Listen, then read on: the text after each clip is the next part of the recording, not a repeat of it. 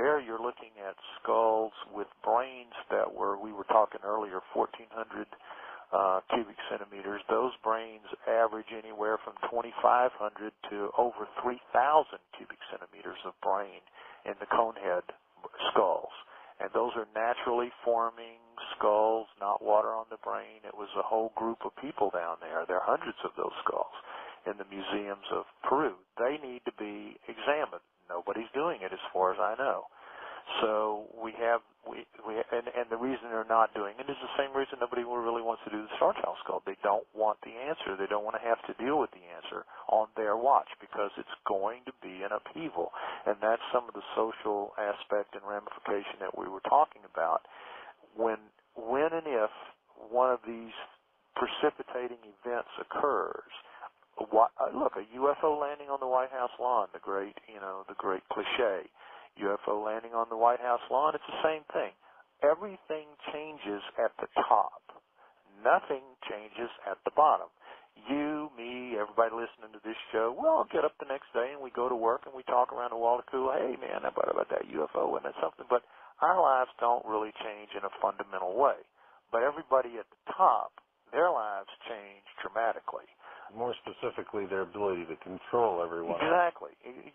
Well, wait a minute. If you're not, if there's something else out there and you're not the real boss, don't talk to me. I want to talk to the boss. The ones at the top have fought long and hard to get where they are. They don't want anything to rock the boat, to upset things, to change things.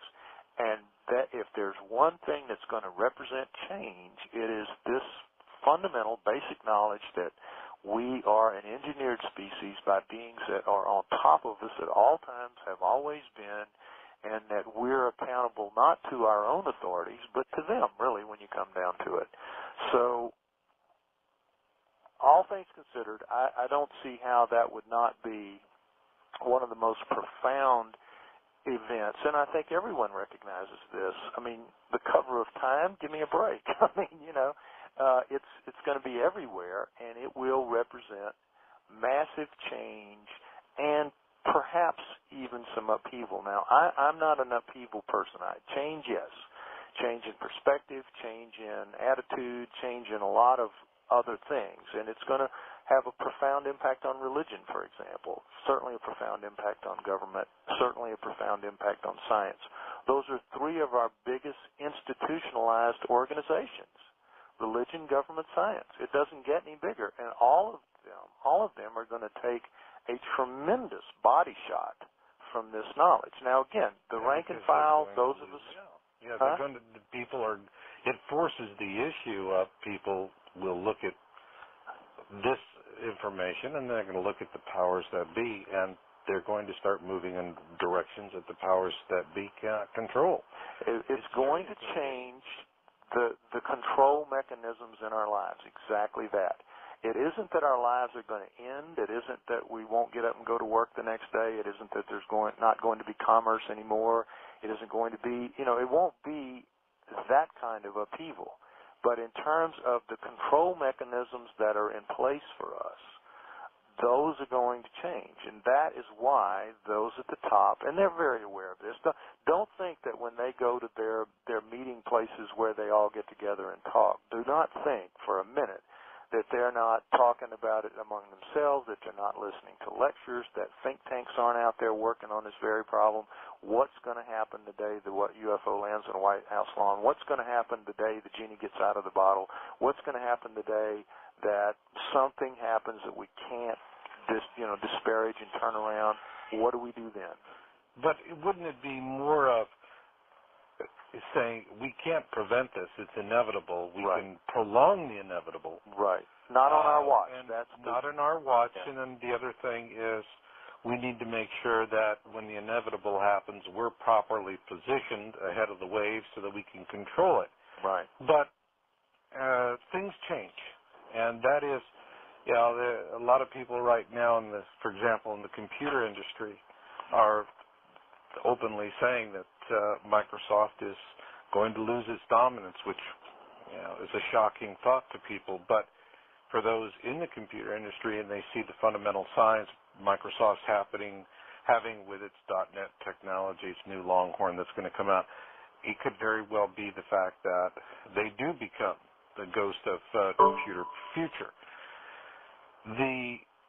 We're looking at that with them. So let's just forget all of the control mechanisms. Let's forget the people who are looking at this right now and have all the information that we're being prevented or that are thwarting efforts of folks such as yourself, and assume that events which are inevitable are going to sweep them away like tears in the rain.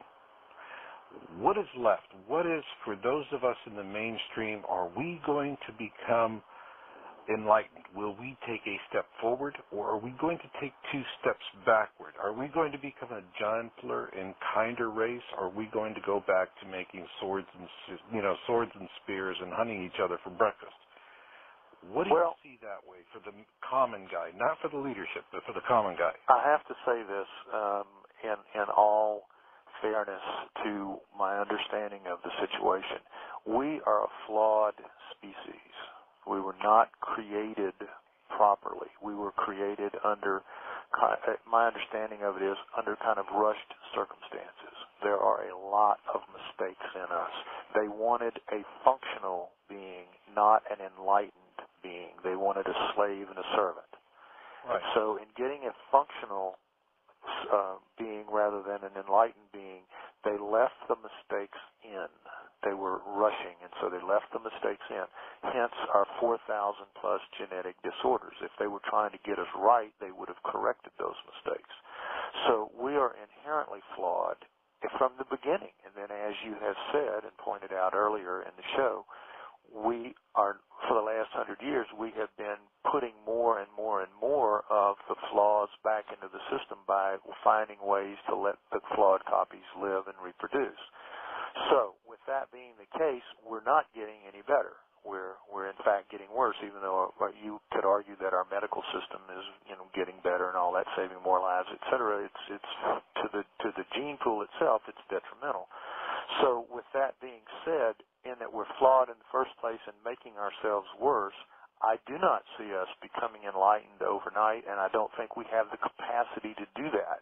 I think that was taken out of us when we were being reduced from godlike status by the gods who created us to what we are, slaves and servants. I mean, you don't want your slave and your servant to be anywhere approaching you in terms of intelligence or enlightenment.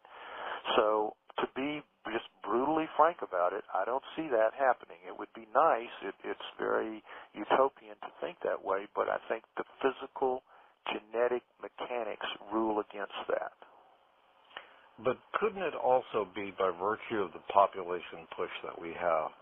I've written extensively on indigo children, and I'm looking at them as they are a genetic oddity. They seem to be more of what we as a species would have evolved towards. Could it not be that there's some sort of arcane corrective genetic capability or force that's happening, and it's coming to light by virtue of a population push? And let's say, for example, and I agree with you, as we remain right now, we're just simply inbreeding our worst capabilities. But let's presume there is a major catastrophic event, something that causes a huge decimation of population, which also is going to take away this inbreeding technology that we've created with medicine. And we're going to go back to, if there's a child born with a defect, the child is euthanized. In that event, could there be some sort of movement forward again? Well, I think if you look back in time to the era of the Greeks, let's say, I think per capita they produced far more genius-level individuals than we do. You see what I'm saying? In other words, they were good back then. So I'm not saying that we wouldn't be able to rise to collectively, if there was a remnant population after a catastrophe, and there's a remnant population, I am not at all saying that we could not rise to the level